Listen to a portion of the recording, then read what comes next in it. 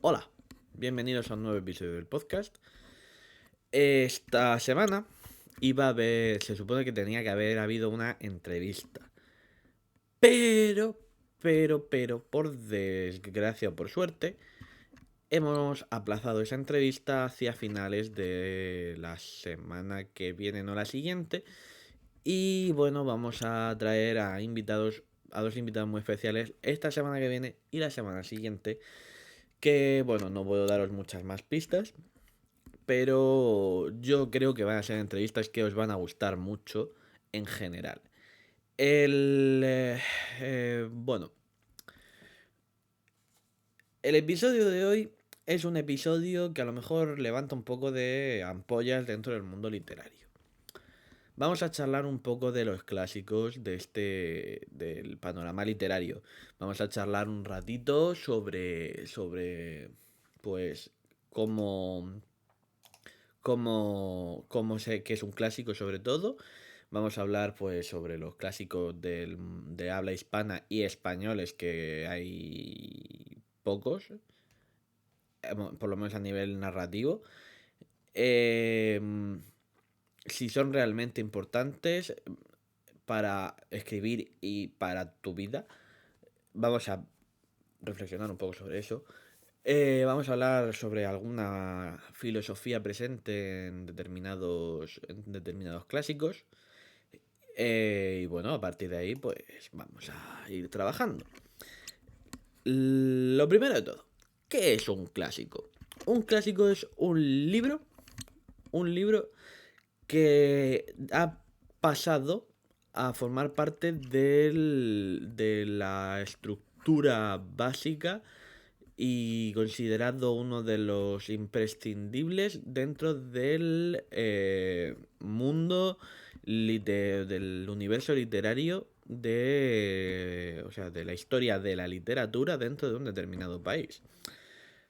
Como puede ser, por ejemplo, Shakespeare con el teatro en Inglaterra, o como puede ser, por ejemplo, aquí en España, el señor Miguel de Cervantes Saavedra con El Quijote parte uno y parte 2. Bueno, dicho esto, vamos a hablar un poquito de por qué por qué los clásicos españoles, los grandes clásicos españoles, aparecen a partir del siglo XIX respecto a narrativa. Quiero hablar sobre eso porque la narrativa española desde Cervantes ha tenido no ha sido demasiado constante, sino que tenemos episodios como El Lazarillo de Tormes, que es uno de los grandes clásicos dentro del mundo literario español, respecto a narrativa, evidentemente. El Buscón del señor Quevedo, una maravilla de literatura.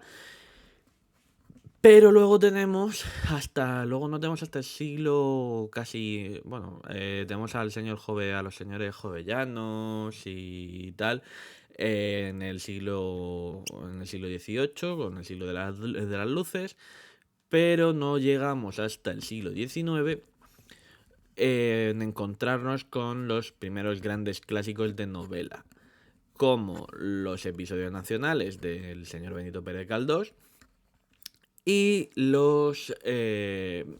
bueno, en teatro tenemos Luces de Bohemia. El teatro sí que se ha desarrollado más a lo largo de la historia española, porque al final es uno de los pilares básicos dentro de la literatura y narrativa española. Pero, por ejemplo, o sea, dentro de la literatura española, no de la narrativa española. Pero, por ejemplo, tenemos libros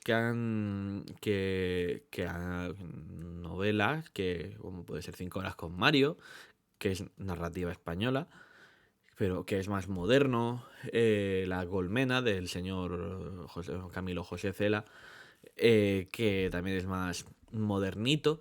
Y luego, por último, pues tenemos a un señor que se llamaba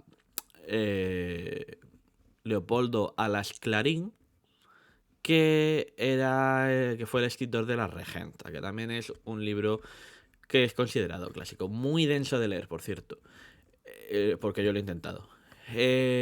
Estos son los llamados, los que son los que vienen ahora mismo a mi cabeza como grandes clásicos de la narrativa española, hasta que llegamos a finales del siglo XX y empieza el siglo XXI, que ya tenemos ahí al señor Pérez Reverte, al señor Jesús Sánchez Adalid, con literatura, con narrativa histórica clásica, el nacimiento de la narrativa histórica clásica aquí en España.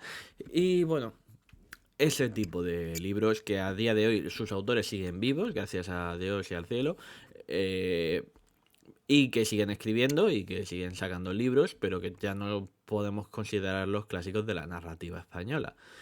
En cambio, ciertos no se pueden considerar, bajo mi punto de vista, no pueden ser considerados todavía clásicos, ¿de acuerdo? Pero sí que ha evolucionado hasta ese punto. Ahora yo creo que deberíamos reflexionar un poquito. Vamos a hablar un poco si son realmente importantes para tú comprender la literatura y si eres lector y si eres escritor, pues para tú llegar a ser un buen escritor. ¿Te hace falta leer los clásicos? Pues oye, no te vienen mal, no te lo voy a negar, pero no es imprescindible. No te vas a leer La Regenta si estás escribiendo con 17, 18 años y no te vas a leer La Regenta, créeme, ni los episodios nacionales, ni el Quijote, porque vas a perderle la fe, vas a perder la fe en tu capacidad y comprensión lectora, porque son libros muy complicados. Hay que tener en cuenta que el Quijote se escribió hace 6 siglos, hace 600 años casi, creo. Sí, más o menos. La Regenta se escribió hace 200 años. Hay que tener en cuenta eso, que no son libros fáciles. Pero si hay determinados libros más modernitos que no te vendrían mal leer. Ejemplo, El Señor de los Anillos. El Señor de los Anillos es un clásico. Pero, claro, es un clásico más moderno.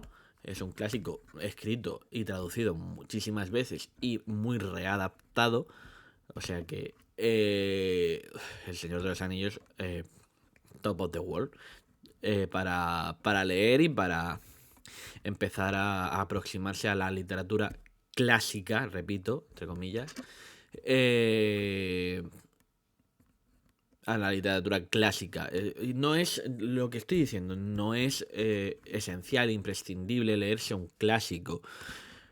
Si eres poeta, no te hace falta leerte a Quevedo, ni a Góngora, ni a Garcilaso de la Vega, ni a de las coplas de la muerte de a Jorge Manrique, ni no te hace falta leerte las coplas a la muerte de su padre para saber escribir poesía. Puedes estar leyendo Marwan, que no es mi escritura favorita, porque yo, vamos a ser sinceros, yo soy más de poesía clásica. Pero si te gusta Marwan y te gusta cómo escribe y te basas un poco en cómo escribe y desarrollas tu escritura parecido a cómo él escribe, pues oye, no tienes por qué estar imitando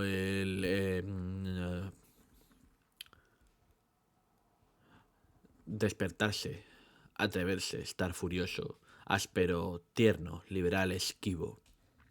¿Me explico? Que eso es Lope de Vega. O observarán los muros de la patria mía, de Quevedo, que por cierto es tremebundo ese poema. No sé si me estoy explicando bien en este episodio, pero lo que quiero decir básicamente son buenos los clásicos para formarte como escritor y como lector. Sí, léete los clásicos alguna vez en tu vida, cuando tú te sientas preparado. Pero no es imprescindible ser un lector acérrimo del Quijote para ser un gran lector y ser un gran escritor. No tienes por qué llegar a ese nivel. Yo no me he leído el Quijote, por ejemplo. Yo no me he leído No me he leído, no me he terminado, por ejemplo, El Señor de los Anillos. Ya os lo dije en un episodio anterior que os dejo por aquí arriba o que os dejo abajo en las notas del programa. No me he leído. No me he podido terminar El Señor de los Anillos porque es muy pesado.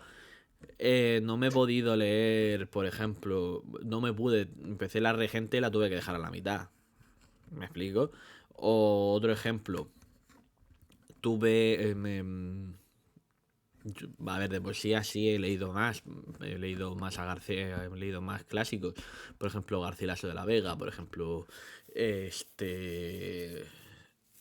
Quevedo, por ejemplo, Góngora me encanta.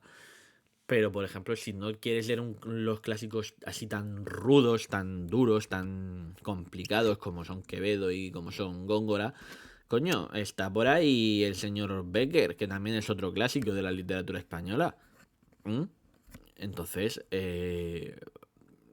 no todos son clásicos.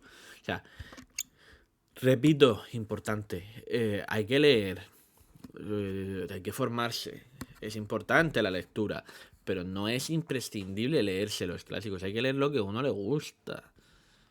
A mí, por ejemplo, me gusta, yo qué sé, José Saramago y me leo los libros de José Saramago, que también es otro clásico de la literatura portuguesa. O Paulo Coelho, yo qué sé. A mí, bueno, Paulo Coelho no me gusta, un popular opinion. Pero hay que. A lo mejor si a ti te gusta Paulo Coelho, pues lo lees, te fijas en cómo escribe y dices, ostras, yo puedo escribir algo parecido a Paulo Coelho. Y escribes una pedazo de novela parecida a la de Paulo Coelho. No todo gira en torno a los clásicos, ¿vale? O sea, la gente le da mucha importancia a los clásicos. Y cada vez más. Porque es como intentar emular un pasado mejor, no. O sea, a ver, la literatura clásica es importante para construir el relato histórico de la literatura. Pero no es algo necesario e imprescindible a la hora de sobrevivir literariamente como persona, ¿vale? Cada uno lee, si quiere leer los clásicos ya los leerá en su momento. Yo no me he leído, no me pienso leer Shakespeare, porque no me gusta ese tipo de literatura. Me he leído, por ejemplo, a Pedro Calderón de la Barca, que es maravilloso, pero eh, no leas Shakespeare si no te sientes preparado. ¿Me explico? Entonces, va por ahí la cosa, va por ahí la cosa. Muy además, lo que tienen estos clásicos es que muchos tienen grandes dosis de filosofía. Y hablar de filosofía me obliga a irme a hablar sobre Tolkien.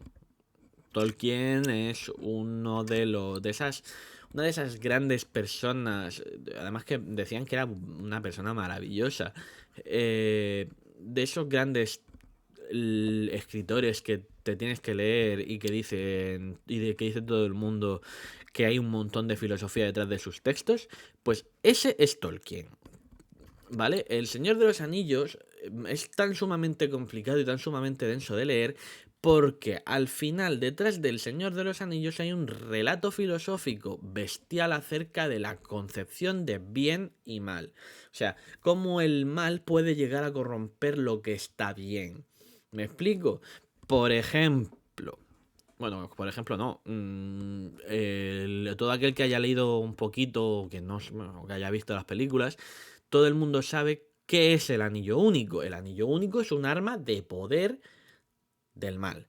Entonces, ¿qué hay detrás del anillo único? Un poder inmenso que es muy maligno, muy maléfico y consigue corromper, consigue de hacer el mal en seres bondadosos. Por ejemplo, Smigol, por ejemplo, Frodo lo acaba corrompiendo al final de la aventura, que se va a poner se pone el anillo, llega a Gollum y se lo arranca. Esto, vamos a ver, no estoy haciendo ningún spoiler, pero todo el mundo sabe cómo acaba El Señor de los Anillos, con el anillo único destruido. Entonces, pues claro, la filosofía de el mal puede corromper al bien, pero el bien siempre acaba ganando.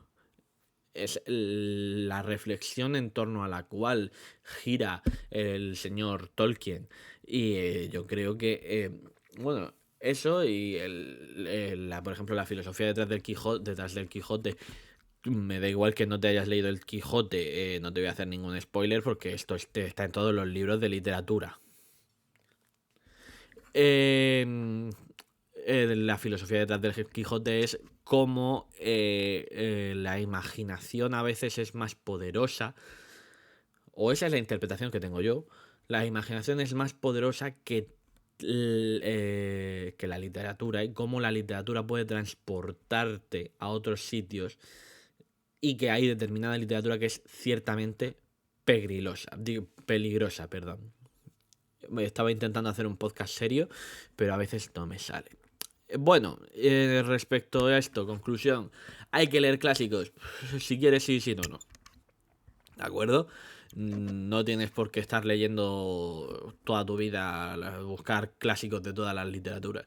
No tienes por qué leerte a Dante Alighieri si no quieres. Además que el Dante Alighieri es muy difícil. No tienes que estar leyendo del Príncipe de Maquiavelo ni nada de eso, ¿vale? Lee lo que te guste.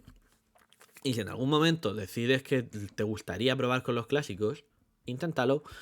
No es lo más importante del mundo, pero no te vendrán mal en tu formación literaria. Dicho esto, pues espero que te haya gustado este podcast, este episodio nuevo del podcast.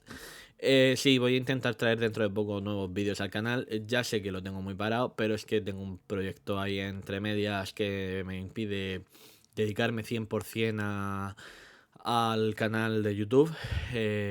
Prometo volver, de verdad. Estoy un poco atareado con eso y no me puedo centrar ahora con YouTube.